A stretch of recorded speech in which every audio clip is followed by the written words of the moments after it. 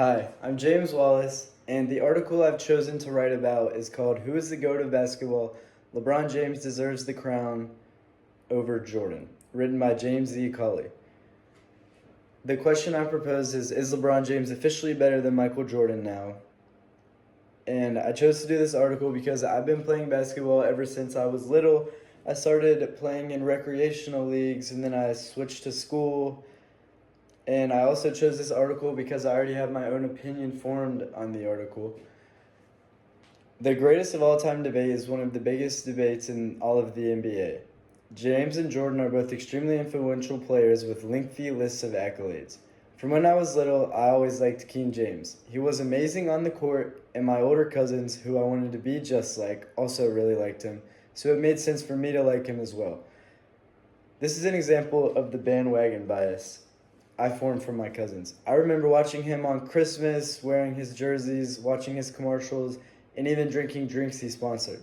With this being said, I definitely have the recency bias towards LeBron as well. I grew up with him being very popular, and with this, I got a small amount of exposure to Jordan. The main thing I knew about Jordan was that he had really cool shoes that everyone wanted. I didn't know how good of a player Jordan was until I was older, and my opinion of LeBron was already formed, that he was the best. Here I have a picture of LeBron versus Jordan's regular season stats. LeBron has more games played, more minutes played, more points scored, more rebounds, more assists. Jordan leads in steals, but LeBron leads back in blocks, field goal percentage, and three-point percentage. For my CRAAP analysis, I started with currency. This article was published on March 12th of 2024.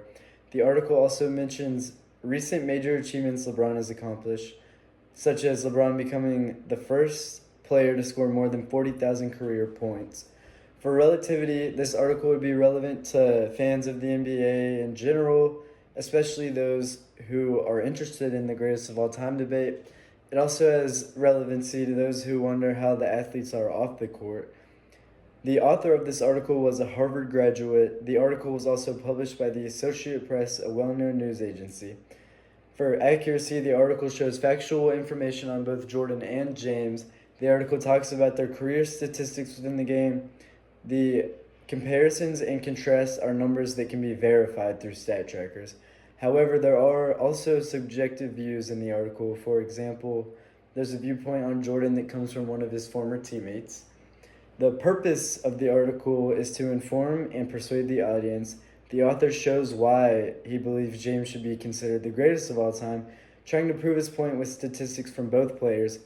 He definitely leads towards LeBron in the article, but he does display both sides very well.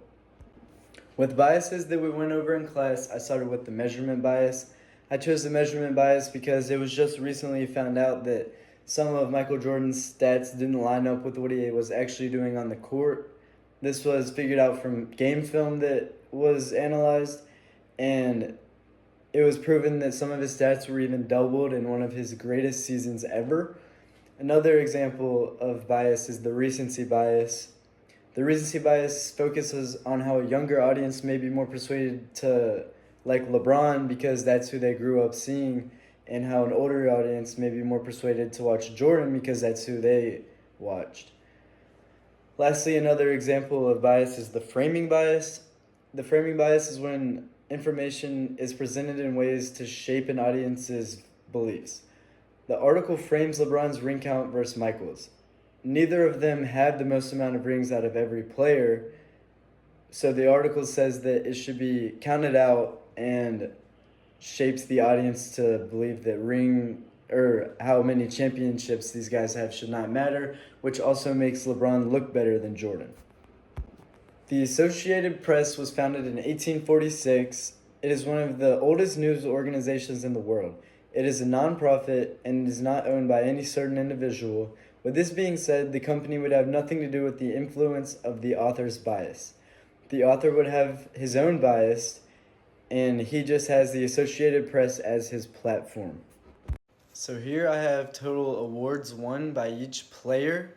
This is out of everyone in the NBA, so for just some of them, the top is the championship trophy, which Jordan has more than LeBron. Under that is the Finals MVP, which Jordan also has more than LeBron. And then there's Defensive Player of the Year. Jordan has more than LeBron. There's scoring leader, which Jordan has a lot more than LeBron.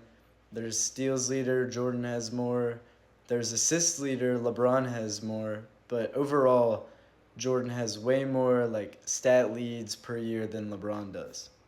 This goes to show that both players have lots of achievements. Jordan definitely outdoes LeBron in this category, but overall, stat-wise, with everything in the picture, I believe that LeBron James is the greatest of all time.